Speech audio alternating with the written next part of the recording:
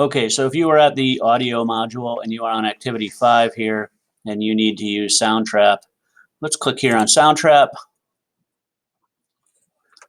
and it says log in.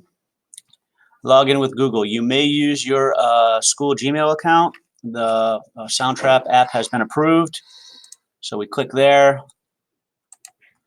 I use a couple of different Gmail accounts, so maybe check and make sure I was doing the right one. And it should look something like this. And I have been on Soundtrap in the past. It remembers a bunch of things I did before. If this is your first time on Soundtrap, you won't have a bunch of projects here. But where you want to work is by clicking on Enter Studio here. Come on, Enter Studio. You can do it. Taking a second to load. And you're going to do music. And look at that. You're ready to rock. Add a new track. Voice and microphones. Allow the microphone to be used. And you are ready to start recording. Yippee. Okay. And anytime I want to record, I'm going to click Add a New Track. I'm always going to use voice and microphones. Reverb, which is kind of like an echo sound, I'm always going to turn that down. It always gives you the opportunity to do that. And then down here, there's a button that shows the record button.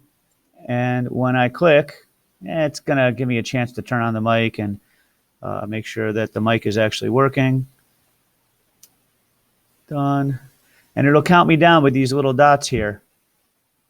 And now you can see that the cursor is moving along. And as I'm talking here, it is recording my voice onto this track here. And when I hit stop in just a second, you'll see the squiggles that represent the sound. Let's see if I can play this back here. And now you can see that the cursor is moving along. And as I'm talking here, it is recording my voice onto this track here. And when I hit stop in just a second, so there was my voice being recorded. First thing I would do, folks, since all these squiggles look the same, is I would rename it. Mr. Pat 1, something like that. Later, and then what I'm going to do is, if I had a partner, which I think most of you will, add another track, voice and microphone, turn the reverb down. And when you hit record, watch, it's going to back up a little bit. And it counts you down. Now it's recording my second track down here on this second line. So imagine the first one was you doing your news, and now your partner is doing their weather report. And I'll hit stop. And there's more squiggles. Okay? Once again, rename this. I'll call this Mr. Pat 2, but you might call it Weather, Susie's Weather, Gracie Sports, whatever the name of the track is. Each time, you're going to add a new track, and remember to turn on the reverb.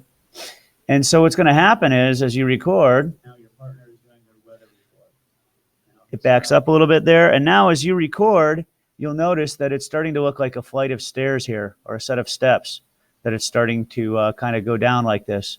And if I hit stop, there's more squiggles, and I'll rename this Mr. Pat 3. And there's a little magnifying thing here. I can kind of shrink it. So Mr. Pat 1, Mr. Pat 2, Mr. Pat 3. Yours might be, Susie's Sports, Gracie's Weather, Susie's Commercial, whatever. By the time you're done, you'll have 8 of these things all the way down here in order that you plan to have your recording go in. Okay? So that's a good start for you.